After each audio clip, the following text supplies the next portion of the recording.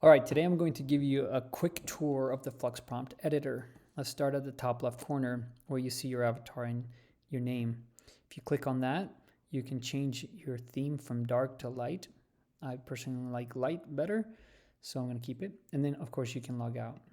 To the right of that, you have a button that hides your navigation, and click it again and brings it back. You have underneath that, you have settings where you have your profile settings, your company, billing information, and then also AI configurations.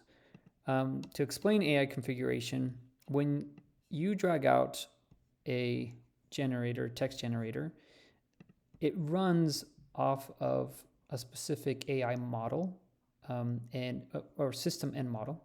So we have many to choose from: Google, open source like Llama, Perplexity, Anthropic, and then a specific AI model for each one of them. If you don't like the one that is default, which is GPT-4, you can come in here, create a new configuration, and then after that, every time you drag out the text generator or other AI tools, they will have the configuration you chose. Okay, let's continue our tour. Below that is where you will see all of your folders and your flows. If you want to add a new folder, you click on the plus sign. If you want to add a new document, then hover over the folder title and you'll see these new buttons. You'll have the plus sign allows you to add a new flow, and then the 3-dot icon here allows you to update your folder or delete your folder. Same concept with the flows. If you want to take certain actions on your flows, you click on the 3-dot icon, and then you can rename your flow, you can share it, you can open it up in a new tab that will show up here, you can duplicate it or delete it. If you want to move your flow, you just click on it and drag and drop it to the new location.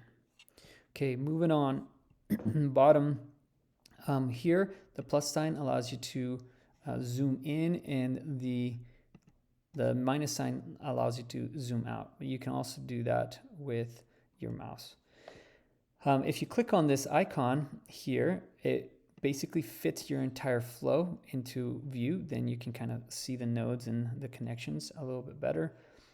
If you want to make it so that all the nodes are locked, you can lock them here. If you want to change the background color, you can do that here. You can add different colors. You can even make it a gradient if that's what you'd like. Okay, to the right of that is our chat.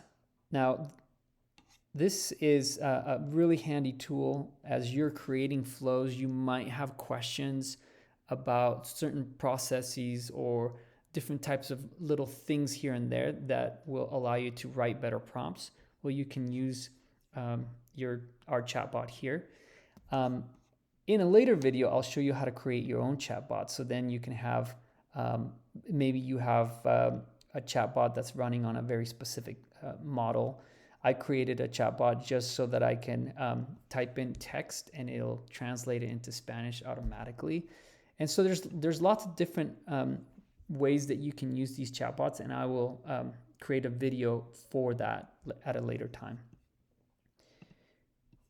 Next, let's go into this is your canvas. You will see your toolbar here. If you want to open up any of the tools, then select the category of the tools that you want. I will create videos for each one of these categories and each one of these tools at a later time.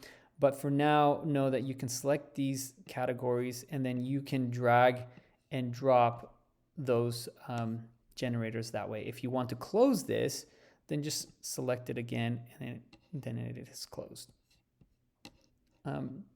Then at the top here, you'll see the title of the document and it will match up with the tab here. And then if you wanted to take action on the flow, you can also do it from here. And then of course, there's your save button.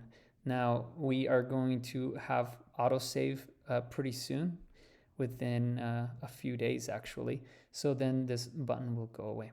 But there you go. There is a short tour of the FluxPrompt at its current state.